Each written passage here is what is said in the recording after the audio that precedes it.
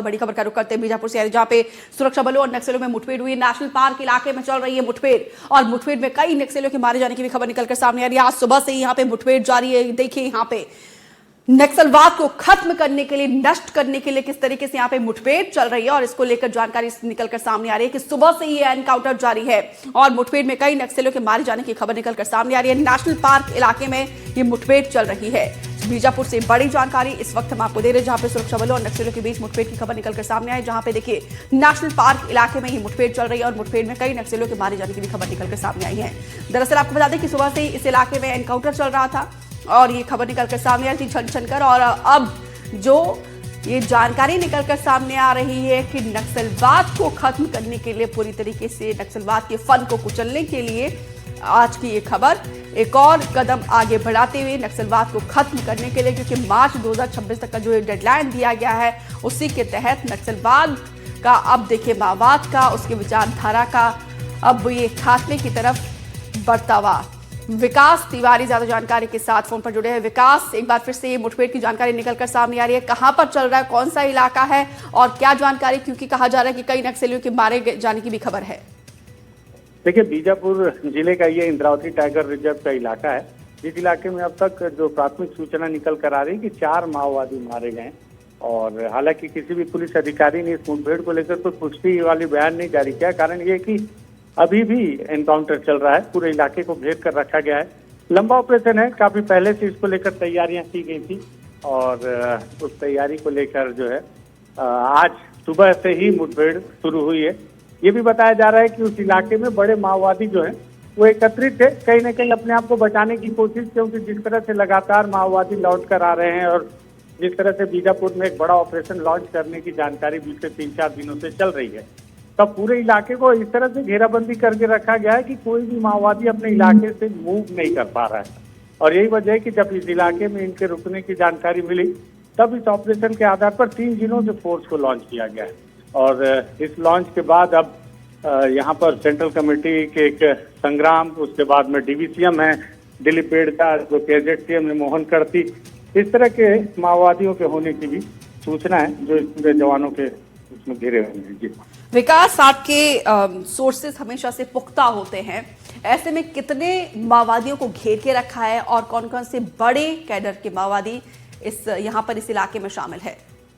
देखिए, अगर निश्चित तौर पर संग्राम अगर होगा, जो कि सेंट्रल कमेटी का सदस्य है, तो आप ये मान के चलते कि वहां पर उसकी सुरक्षा में तो कम से कम 20 से 30 माओवादी होंगे ही इस वक्त। और एसजेडसीएम दिलीप बेड़जा और मोहन करती जैसे माओवादी हैं जो कि एसजेडसी और डीवीसीएम है।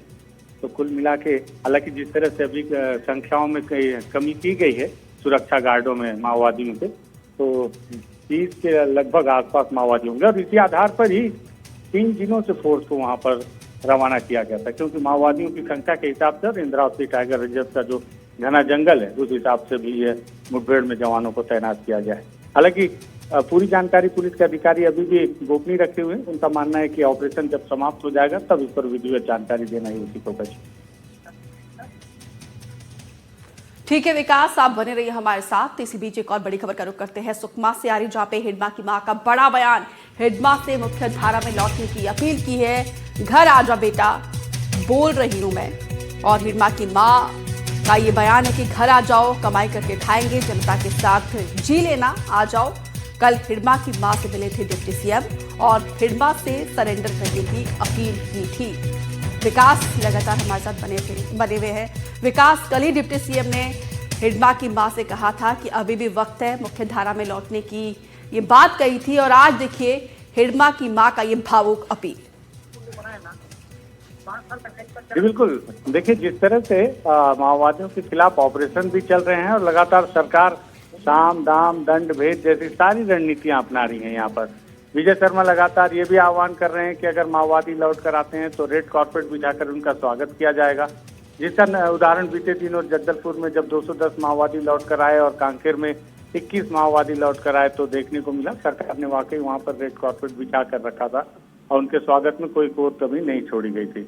वहीं दूसरी तरफ लगातार अपील भी की जा रही है और तीसरी तरफ अगर माओवादियों की तरफ से अगर ये पत्र लॉन्च किया जा रहा है कि सशस्त्र संघर्ष को वो जारी ही रखेंगे, जिसका नेतृत्व देव जी कर रहे हैं, तो इस आधार पर भी सरकार का कहना है कि जो लोग नहीं लौटेंगे उनके लिए भी जवाब तैयार है, बिल्कुल। जवान तैयार हैं जो मुंह तोड़ जवाब देंगे। लेकिन इसी बीच विजय शर्मा लगातार ये कोशिश कर रहे हैं कि जो सबसे बड़ी चुनौती है हिड़मा, उसे कैसे साधा जाए। उसी के तारतम्य में उन्होंने कल देवा और हिड़मा की मां से मुलाकात की।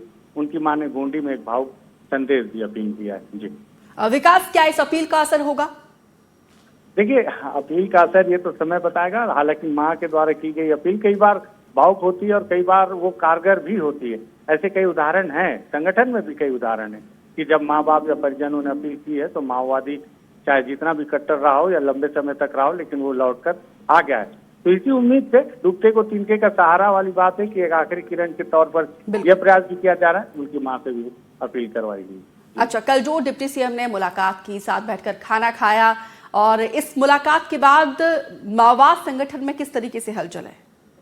देखिए, अभी तक कोई भी माओवादियों की प्रक्रिया नहीं आई है जो कि सक्रिय माओवादी हैं, और लेकिन माओवादियों को भी पता है कि दोनों तरफ से एक तरीके से ये जो युद्ध है माओवादी और सरकार के बीच में, तो इसमें साइकोलॉजिकल और फिजिकल सभी तरह के जो हथकंडे हैं वो अपनाए जाते हैं। तो माओवादियों को भी पता है कि सरकार भी अपने तरह से सारे हथकंडे अपना रही है। एक तरफ फोर्स को भी तैनात कर रही है, दूसरी तरफ उनके परिजनों को भी साधने की कोशिश कर रही है, तीसरी तरफ समर्पण नीति में भी बदलाव करके उन्हें और ज्यादा आकर्षित करने की कोशिश कर रही है। वहीं जो माओवादी वापस लौट के आए उनसे भी अपील वाले मैसेज डलवाया जा रहा है, ताकि किसी भी कोई भी रास्ता, हर रास्ता इख्तियार किया जा रहा है कि कोई भी एक रास्ता कारगर हो जाए और ये माओवादी लौट कर आ जाए। क्योंकि अगर लौट कर आते हैं तो कम मेहनत से ज्यादा बड़ी सफलता मिलती है। बीते दिनों 210 माओवादी हथियार लेकर लौटे, उसमें जवानों को जंगलों में पसीना नहीं बहाना पड़ा, दर दर की ठोकरें नहीं खानी पड़ी, भटकना नहीं पड़ा, और इतनी बड़ी सफलता मिल गई कि माओवादी भी लौट आए, खून भी नहीं बहाना पड़ा, हथियार और कारतूस भी वापस आ गए जो जवानों से लूटे। बिल्कुल जी, बहुत बहुत शुक्रिया विकास, दोनों खबरों पर विस्तार से जानकारी।